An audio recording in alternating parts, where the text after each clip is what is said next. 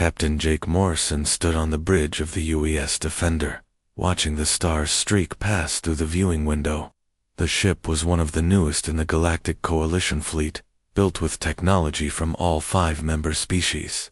It was a symbol of unity and peace that had lasted for almost 200 years. "Captain, we're getting a signal from the Outer Rim," said Lieutenant Amy Foster from her station. She was the ship's navigator, a young woman from Earth who had joined the Coalition Navy 5 years ago. Her fingers moved quickly over the control panel as she brought up the message. Jake walked over to her station. The Coalition had been good to humanity. When Earth first made contact with alien life in 2195, humans were the newest and weakest members. The Kolari taught them diplomacy. The Zephyrians shared their advanced technology. The Thakros showed them military tactics. The Nilvani helped them understand trade between the stars. "What kind of signal?" Jake asked. "It's a distress call, sir. Coming from Research Station Echo on Kepler 4 for 2B. They say they need help right away." Jake nodded. This was exactly the kind of work the Defender was made for.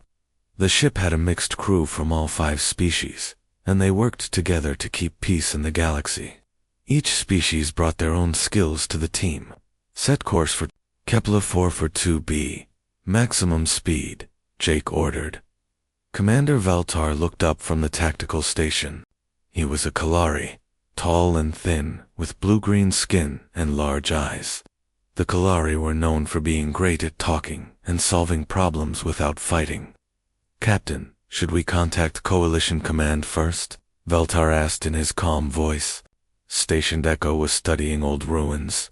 If they found something important, the Council might want to know. Jake thought about it for a moment. "We'll help them first, then report what we find. People in trouble come before paperwork." From the engineering section, Chief Engineer Zixion spoke up. He was a Zephyrian, with gray skin and 4 arms that made him perfect for working with complex machinery. "Captain, I'm reading some strange energy patterns from that planet. The power levels are much higher than what a research station should have. Could their equipment be damaged?" Amy asked. "Maybe," Zixion replied, his voice making the clicking sounds that all Zephyrians made when they talked. "But these readings are unlike anything I've seen before." The Defender was a beautiful ship, representing everything good about the Coalition. Humans served as the crew that could work with everyone, while each alien species provided their special skills. It was a system that had worked well for a long time. Jake had been captain of the Defender for 3 years. Before that, he had served on ships with only human crews, back when Earth was still learning its place in the galaxy. He much preferred working with the mixed crews. Each species saw problems differently, and together they could solve almost anything. "How long until we reach the planet?" he asked. 2 hours at current speed," Amy answered. Jake sat in his captain's chair and watched his crew work. Lieutenant Foster was one of the best navigators he had ever worked with. She could find her way through the most dangerous parts of space. Commander Veltar never wanted to fight if talking could solve the problem. Chief Zixion could fix anything and make it work better than before. The Coalition had 5 member species, but humans were often seen as the ones who held everyone together. Humans weren't the strongest or the smartest, but they could adapt to anything. They could learn to work with any species and solve problems that others couldn't. Captain Veltar said, "I've been reading the files on Research Station Echo. Dr. Lisa Wong is the lead scientist there. She's been studying ruins that are over 50,000 years old. The previous civilization that lived on that planet disappeared long before any of our species reached the stars." Jake knew about Dr. Wong. She was one of Earth's best archaeologists, and had made several important discoveries for the Coalition. What was she looking for? The files say she was trying to understand how the old civilization traveled between stars. Their technology might have been even more advanced than what we have now. The idea was exciting but also a little scary. The Coalition's technology was already amazing. Ships could travel faster than light, and they had weapons that could destroy entire asteroids. If the ancient civilization had been even more advanced, what had happened to them? "Sir, we're picking up more signals from the planet," Amy said. Her voice sounded worried. "The distress call is getting weaker, but there are other energy readings getting stronger." Zixion checked his instruments again. "The power levels are increasing. Whatever is down there, it's waking up." Jake felt a strange feeling in his stomach. In all his years serving in the Coalition, he had learned to trust his instincts. Something about this situation felt different from their usual missions. "All crew, prepare for arrival at Kepler 44-B," he announced over the ship's communication system. "We don't know what we're going to find down there, so everyone stay alert." The Defender continued through space toward the distant planet. In the cargo bay, security teams checked their equipment. In the medical bay, doctors prepared for possible injuries. In engineering, Zixion made sure all systems were running perfectly. Jake looked out at the stars again. The Coalition had brought peace to this part of the galaxy. Trade flowed freely between worlds. Conflicts were solved with words instead of weapons. Different species worked together and learned from each other. Humans had found their place in this great alliance. They weren't the leaders, but they were valued partners. Earth's children now lived and worked on hundreds of worlds, spreading throughout the galaxy alongside their alien friends. "Captain, we're approaching the planet now," Amy reported. Jake could see Kepler 44 to be growing larger in the viewing window. It was a brown and red world, with no oceans, covered in ancient mountains and deep valleys. Research Station Echo was a small collection of buildings near some large stone structures that must be the ruins Dr. Wong was studying. "I'm detecting the station's emergency beacon," Veltar said, "but I'm not reading any life signs." "That doesn't mean they're dead," Jake said quickly. "The ruins might be interfering with our sensors." But deep inside, he worried that whatever had happened at Research Station Echo was going to change everything. He just didn't know how right he was. The shuttle landed near Research Station Echo with a soft thud. Jake Morrison stepped out first, followed by his security team and Commander Veltar. The air was thin but breathable, and the ancient ruins stretched out before them like a stone city built by giants. "Spread out and search the buildings," Jake ordered. "Look for survivors." Amy Foster stayed on the shuttle to monitor communications, while Zixion checked the station's power systems. The buildings were small and simple, designed for a research team of maybe 20 people. Most of the equipment was still running, but there were no signs of the scientists. Jake found Dr. Lisa Wong in the main laboratory, unconscious but alive. She was lying next to a strange crystal device that pulsed with blue light. When Jake touched her shoulder, she woke up with a gasp. "Captain Morrison?" she said, looking confused. "How long was I out?" "We got your distress call 3 hours ago," Jake replied, helping her sit up. "What happened here? Where is your team?" Dr. Wong looked around the lab with worry in her eyes. "The others... They went into the main ruins this morning. I stayed here to study what we found yesterday." She pointed at the crystal device. "Captain, this changes everything we know about the ancient civilization." The crystal was about the size of a book, clear but filled with moving lights that looked like tiny stars. When Jake moved closer, the light seemed to respond to him, moving faster and brighter. "What is it?" he asked. "It's a data storage device," Dr. Wong explained, standing up slowly. "But it's not like anything our species have ever built. The information inside isn't just data, it's complete knowledge. Technologies, star maps, scientific formulas, everything the ancients knew." Commander Veltar joined them in the lab. "Dr. Wong, have you been able to access this information?" "That's the strange part," she said. "The device only responds to humans. I've tried having Kaleri, Zephyrian, and Nilvani scientists work with it, but nothing happens. When I touch it though, the information flows directly into my mind. Jake felt that worried feeling in his stomach again. What kind of information? Dr. Wong activated a wall screen and showed them images that made Jake's breath catch. Ships that looked like they were made of pure energy. Cities floating in space without any visible support. Weapons that could move entire planets. The ancients were thousands of years ahead of anything the Coalition has today, Dr. Wong said. Their fastest ships could cross the galaxy in days, not months. They could create matter from pure energy. They could build defensive shields around entire solar systems. Zixion came into the lab, his forearms carrying various scanning devices. Dr. Wong, I've been studying the power readings from the ruins. The energy levels are beyond anything our technology can measure. What's down there? A complete archive of ancient technology, she replied.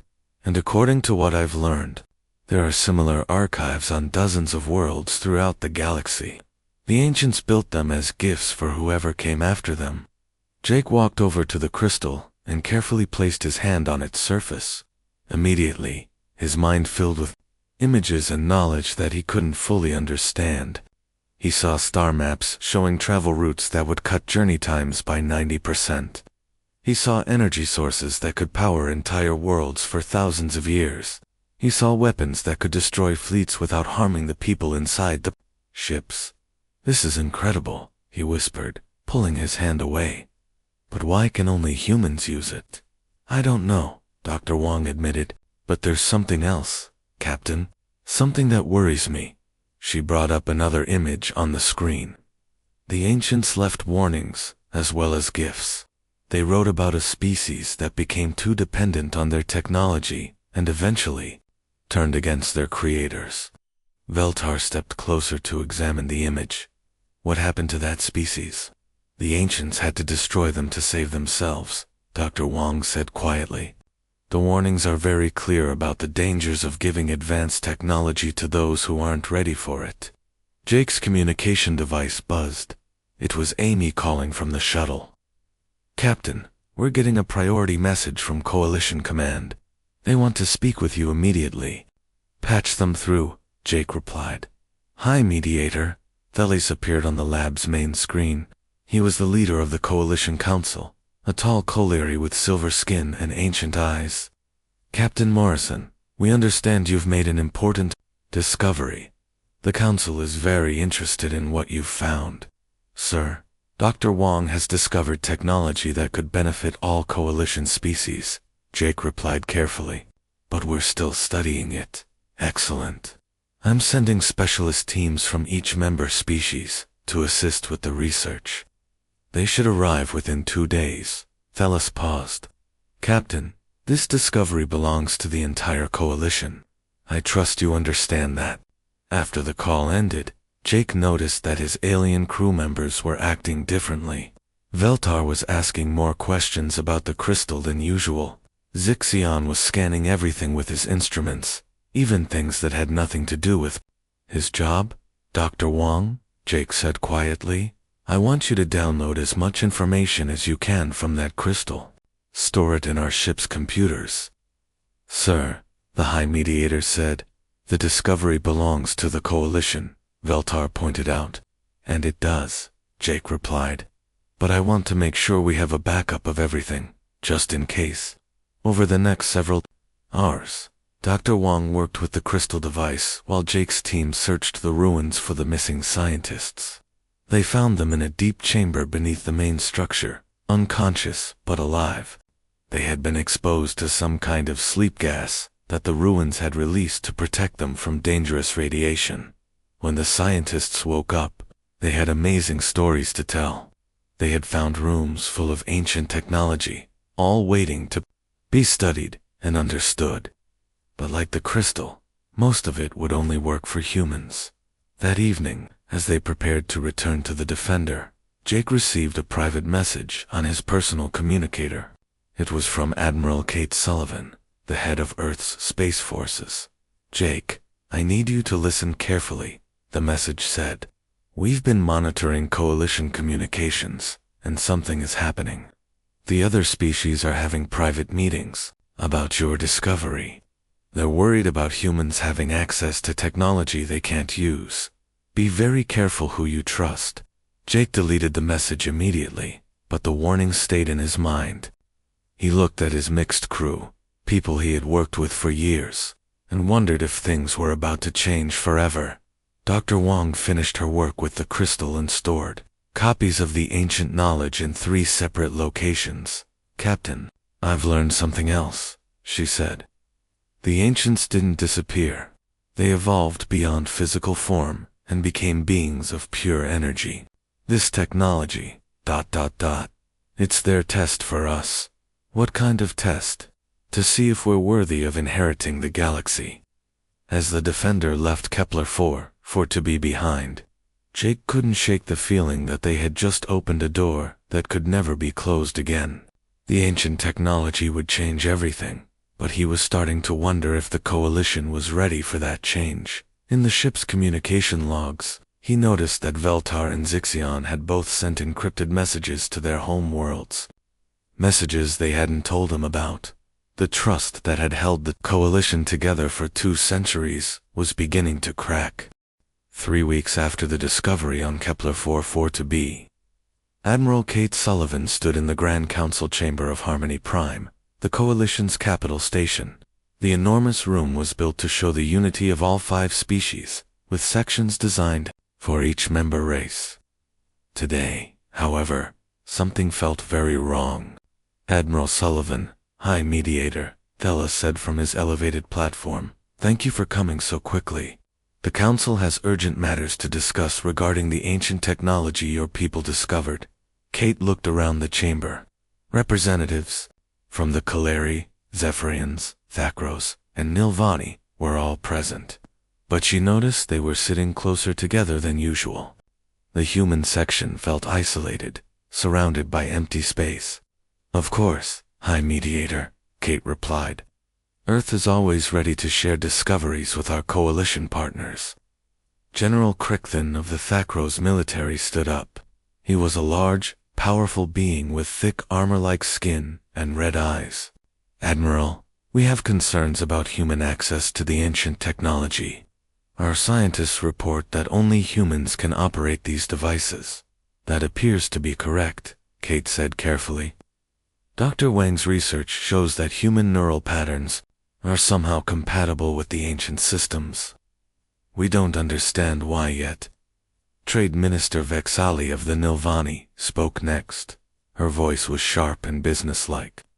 "This creates an unacceptable imbalance in the Coalition.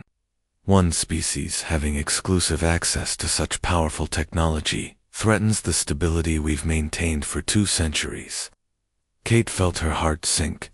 She had hoped the other species would see this as an opportunity for everyone to benefit, but their tone suggested otherwise. The technology was meant to be shared. Dr. Wong has been working to find ways for all species to use it. "That may not be possible," said Science Director Zalanith of the Zephyrians. "Our analysis suggests the compatibility is based on fundamental genetic differences. Humans may be the only species capable of operating ancient technology." "High Mediator." Thella stood and walked to the center of the chamber. "Admiral Sullivan, the Council has spent days discussing this situation. We have reached a unanimous decision." He paused, and Kate noticed armed guards moving to positions around the room. "The Council has determined that unrestricted human access to ancient technology poses a threat to galactic peace. Therefore, we are implementing the Preservation Protocol." Kate had never heard of any Preservation Protocol. "What does that mean?" "All humans currently serving in Coalition space will be placed in protective custody while we study and secure the ancient technology. This is for the safety of everyone, including humanity itself."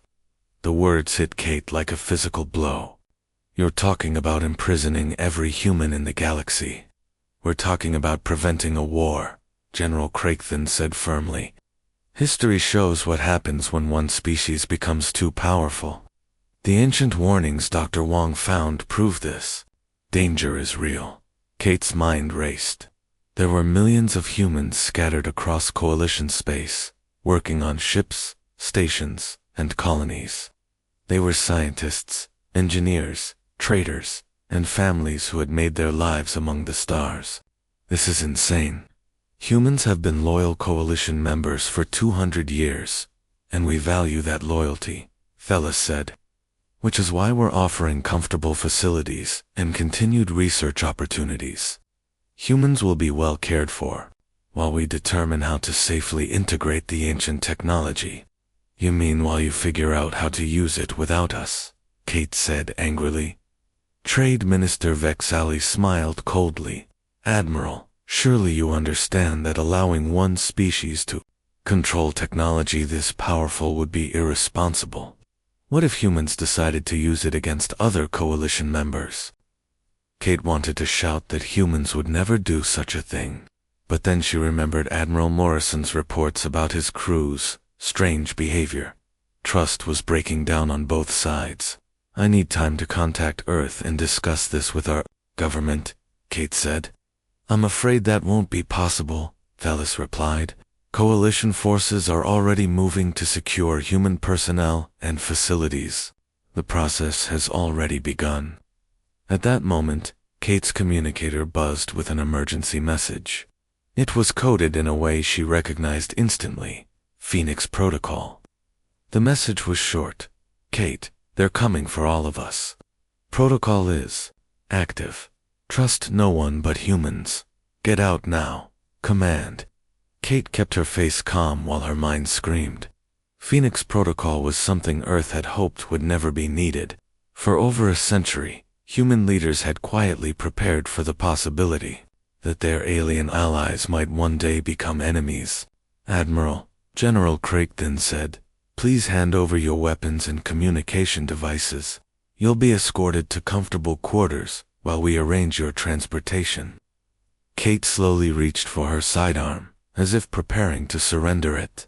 Instead, she activated a small device hidden in her belt. Immediately, every electronic system in the council chamber began to malfunction. Lights flickered, gravity fluctuated, and security doors locked. Emergency transport. Now, Kate shouted into her communicator. The chamber filled with chaos as Coalition security forces tried to restore order. Kate ran toward the nearest airlock, where a small human shuttle was already waiting. The pilot was Commander Steve Harris, a man she had never seen before, but who wore the Phoenix Protocol identification code on his uniform. Admiral, we need to go right now, Steve said as she jumped aboard. Coalition ships are moving to surround the station. As their shuttle launched from Harmony Prime, Kate saw the scope of the betrayal. Dozens of Coalition warships were positioned around the station, and more were arriving every minute. This wasn't a sudden decision, it was a carefully planned operation. How many humans have they captured? Kate asked. Less than they think, Steve replied with a grim smile. Phoenix Protocol has been active for 3 hours. We've been evacuating people as fast as we can. Kate looked back at Harmony Prime, the symbol of peace and cooperation that had defined her entire life. How did we not see this coming? We did see it coming, Steve said.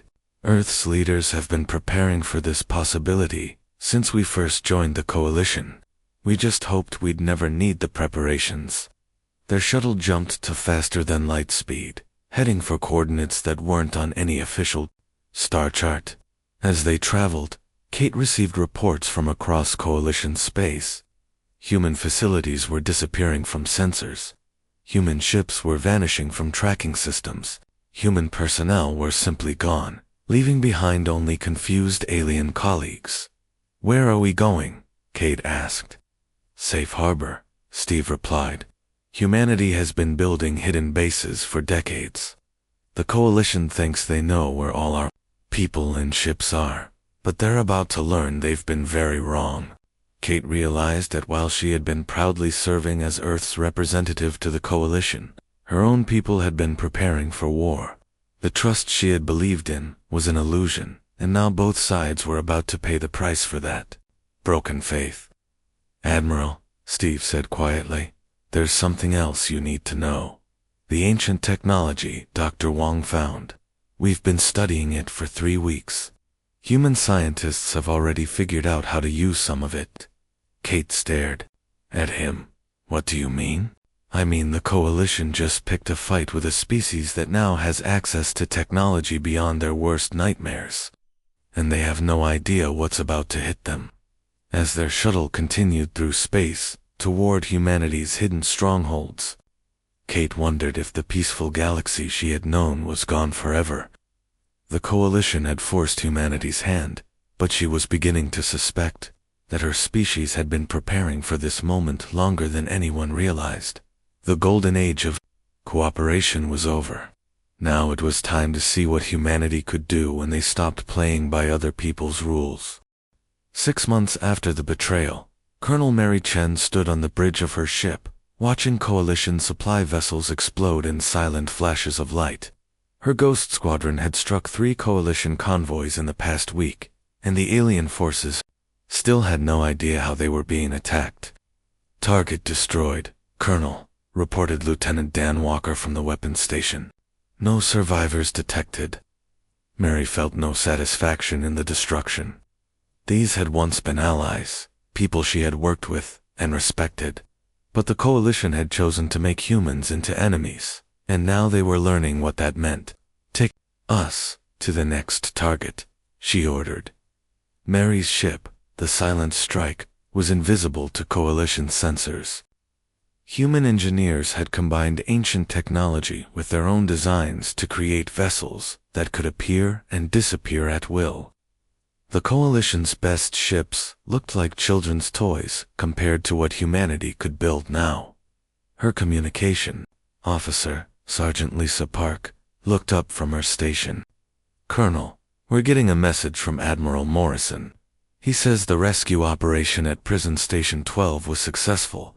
They freed another 2,000 humans. Mary nodded. Jake Morrison had become one of humanity's most important military leaders after the betrayal. His ship, now called Earth's Defiance, had been modified with ancient technology until it could outfight any Coalition vessel. More importantly, Jake had proven that humans could work together better than the aliens ever imagined. Any word from Admiral Sullivan? Mary asked. She's still coordinating the attack on the Coalition's main supply base, Lisa replied. The operation should begin in 3 hours. Mary walked to the viewing window and looked out at the stars. The galaxy looked the same as it always had, but everything had changed. Humans were no longer the junior partners in a peaceful alliance. They were the most dangerous force the galaxy had ever seen. After the betrayal, humanity had revealed preparations that shocked even their own people. For over a century, Earth's leaders had been building hidden bases, secret shipyards, and weapons facilities throughout Coalition space. While humans served openly as diplomats and scientists, other humans had been working in secret to prepare for exactly this situation. Dr. Lisa Wong had become the most important person in human space, working from a massive research facility, hidden inside an asteroid. She had unlocked secrets from the ancient technology that gave humanity abilities the Coalition couldn't match. Weapons that could disable entire fleets without killing anyone. Shields that could protect planets from any attack. Ships that could travel faster and farther than anything the aliens had ever built. Colonel, Dan called out, we're detecting Coalition ships moving to intercept us. Mary smiled. How many? 12 warships, including 2 heavy cruisers. Let them come. The Coalition ships appeared on the main screen, moving in perfect formation. They were beautiful vessels, built with the combined technology of 4 species. Against the old human ships, they would have been overwhelming. Against the Silent Strike, they were already dead. Fire when ready, Mary ordered. Ancient energy weapons lanced out from Mary's ship, striking the Coalition vessels with power beyond anything they could defend against. One by one, the alien ships stopped moving as their systems were disabled. The crews were alive, but helpless, drifting in space until rescue ships could find them. Targets neutralized, Dan reported. No casualties. That was important to Mary. Humans had decided they would win this war, but they would do it without becoming monsters. The coalition had betrayed them, but humans would prove they were better than their former allies. Mary's communicator buzzed with a priority message from Earth. It was General Alex Carter, the man who now commanded all human military forces. Mary, we've received surrender offers from 3 coalition worlds, he reported. They want to negotiate separate peace treaties. What's our response? Mary asked. No negotiations until the Coalition Council surrenders completely. We're not interested in partial victories. Mary understood. The Coalition had tried to imprison all of humanity. Now they would face the consequences of that decision. There would be no peace until the aliens admitted they had been completely wrong. General, what's the status of the main offensive? Admiral Sullivan's fleet is about to attack the Coalition's Central Command Station. Once we control their communications, the war will effectively be over. Mary looked at her crew, all humans who had been serving on Coalition ships when the betrayal happened. They had been rescued from prisons and detention centers, brought back to fight for their people's freedom. Every one of them had personal reasons to hate their former allies. Lisa, open a channel to all Coalition forces in this sector, Mary ordered. When the communication link was established, Mary spoke calmly but firmly. This is Colonel Mary Chen of the Human Defense Forces.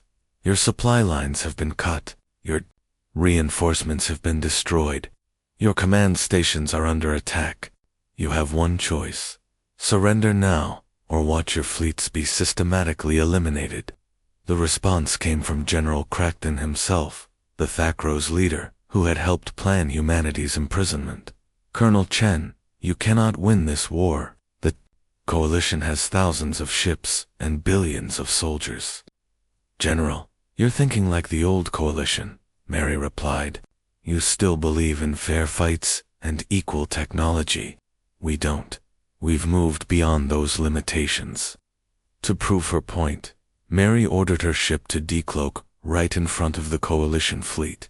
The silent strike appeared out of nowhere, its hull glowing with ancient energy patterns that hurt to look at directly. This is just one ship, General, Mary said. We have hundreds like it, and they're all heading your way. The communication went silent. Then, one by one, the Coalition ships began powering down their weapons and broadcasting surrender signals. Mary accepted their surrender, but didn't feel victorious. The Coalition had forced this war, but everyone had lost something important. When the peace ended, Colonel, we're getting reports from across the galaxy, Lisa announced. Human forces are winning everywhere. The Coalition's main fleet is retreating to their home worlds. What about casualties? Mary asked. Very light on our side. The ancient technology gives us too many advantages. Coalition losses are heavy, but mostly ships and equipment. Human forces are following orders to minimize deaths. Mary was proud of that. Humanity could have wiped out their enemies easily, but they had chosen to be better than that. They would win the war through superior technology and tactics, not through murder. Set course for Earth, Mary ordered. It's time to go home and help plan what comes next. As the silent strike jumped to faster than light speed, Mary thought about the future. The war was almost over, and humanity had won completely. But winning was the easy part. The real challenge would be deciding what to do with their victory. The Coalition had underestimated humanity's preparation and determination. They had thought humans were weak because they preferred cooperation to conflict. They had learned too late that humans were only cooperative when they chose to be. Now the galaxy belonged to humanity, and the aliens would have to learn to live by human rules. Mary wondered if humans would be better masters than the Coalition had been partners. She suspected they were about to find out. 1 year after the Coalition's surrender, Admiral Jake Morrison stood in the Grand Council chamber of what had once been Harmony Prime. The station had been renamed New Terra, and the chamber had been rebuilt to reflect the new reality of the galaxy. Where 5 equal sections had once shown coalition unity, now there was one large central area for humanity, with smaller sections around the edges for the other species. General Alex Carter entered the chamber, followed by representatives from the former coalition worlds. The aliens looked defeated and scared, very different from the proud species that had once ruled the galaxy together. The surrender documents have been signed, Alex announced to the assembly. All coalition military forces have been disbanded. All coalition worlds have agreed to the terms of the human hegemony. Jake looked at the alien representatives. High Mediator Thelos was there, but he no longer held any real power. Trade Minister Vexley sat quietly, knowing that human administrators now controlled all trade between worlds. General Craigthan's military had been completely destroyed, and he was lucky to be alive. The terms are generous, Jake said, addressing the former coalition leaders.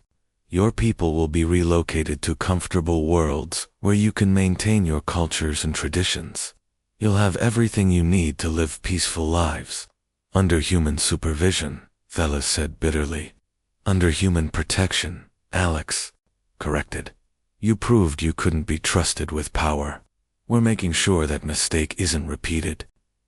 Jake walked to the center of the chamber, where a holographic display showed the galaxy as it now existed. Green lights marked human worlds, which numbered in the thousands. Red lights showed the reservation worlds, where the other species would live. There were far fewer red lights than green ones. Dr. Wong, please explain the relocation process, Jake said. Dr. Lisa Wong stood and activated another display. She looked tired but satisfied. The past year had been spent unlocking more ancient technology and using it to reshape the galaxy according to human plans. Each species will have 10 worlds specifically prepared for their needs, she explained. The Kaleri worlds will have the diplomatic libraries and cultural centers they value. The Zephyrian worlds will have advanced laboratories for their scientific research. The Thakros worlds will have military training facilities for their honor traditions. The Nilvani worlds will have trade centers for commerce between the reservations. Reservations, repeated Thelos. That's what you're calling our worlds. The term is accurate, Dr. Wong replied calmly. These worlds are reserved for your use, just as Earth was reserved for humans before we joined the stars. The difference is that these worlds will be much better than Earth ever was. Jake activated another part of the display, showing the incredible achievements of the past year. Using ancient technology, humans had built cities that floated in space without any visible support.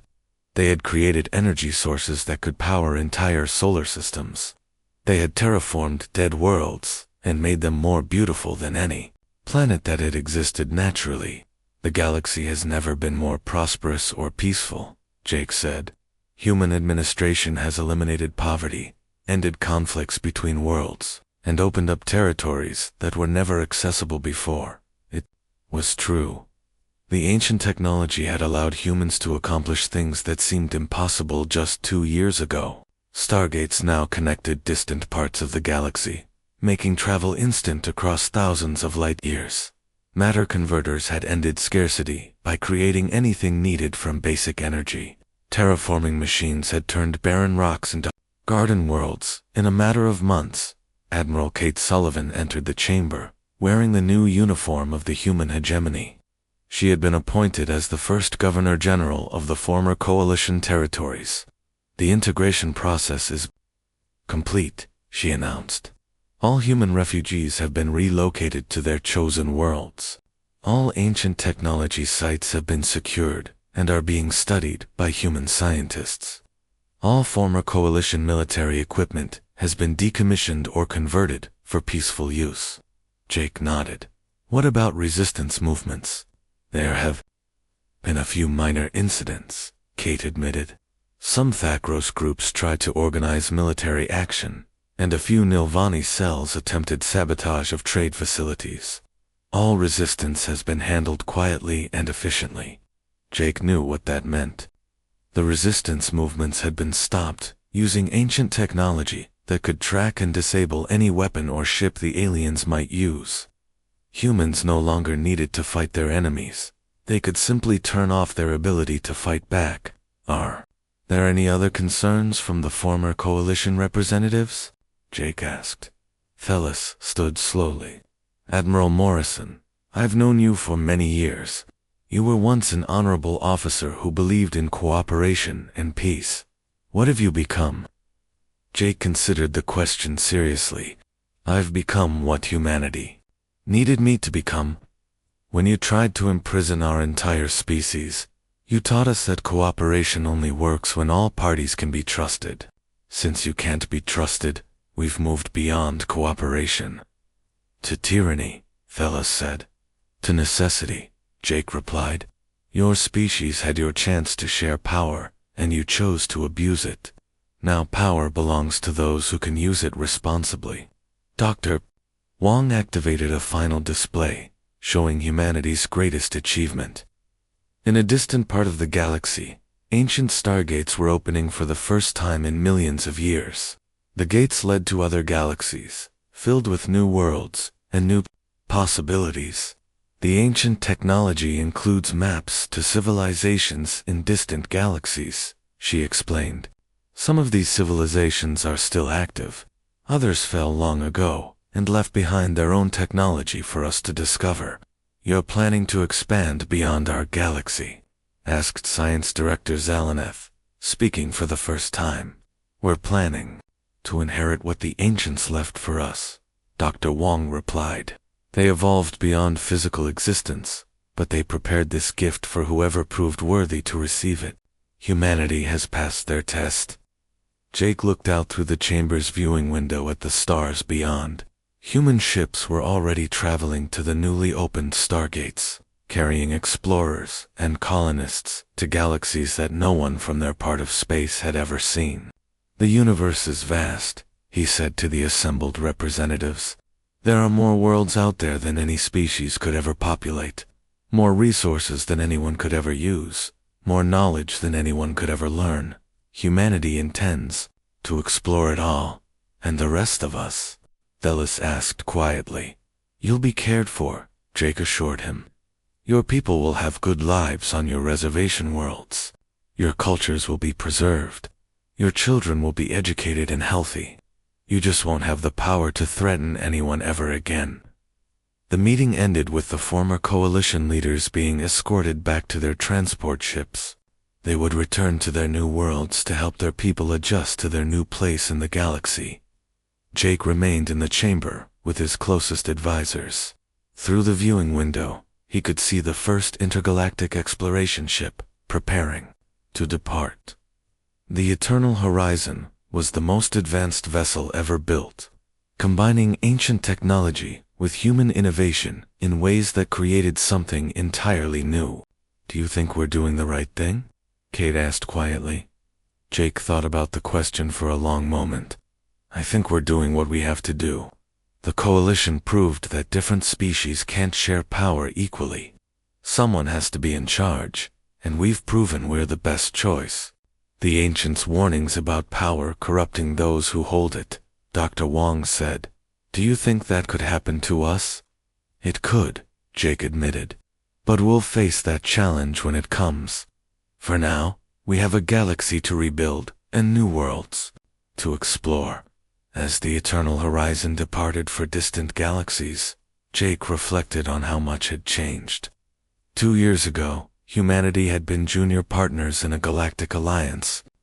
Now they were the undisputed masters of everything they could see, and they were reaching out to claim everything beyond their sight as well. The coalition had underestimated humanity's potential and paid the ultimate price for that mistake. They had seen humans as weak because they preferred peace to war. They had learned too late that humans were peaceful only when they chose to be. Now the galaxy belonged to humanity, and the stars themselves were just the beginning of their domain. The age of cooperation was over. The age of human dominance had begun, and it would last as long as humanity had the strength and wisdom to maintain it.